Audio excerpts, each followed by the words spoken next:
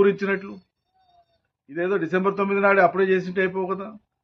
7 నెలలు రైతాంగాన్ని ఎందుకు ఆశల పల్లకిలో ఊరేగించినారు? వచ్చేస్తుంది మీకు, వచ్చేస్తుంది, వచ్చేస్తుంది అని చెప్పి ఊరిస్తుంది. చాలా పెద్ద పెద్ద మాటలు మాట్లాడుతుంది.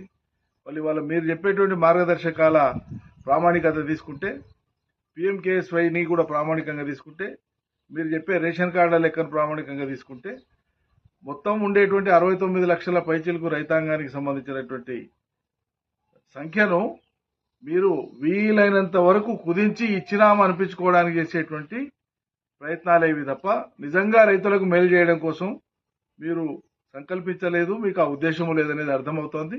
మేము ఈ మాట చెప్తూనే వస్తున్నాం వరుసగా. ప్రజలకు కూడా అర్థం కావాలి, రైతులకు కూడా అర్థం కావాలి. మరి వాళ్ళ రైతులు కూడా అర్థం చేసుకుంటారు రాష్ట్ర ప్రభుత్వం యొక్క నీతిని.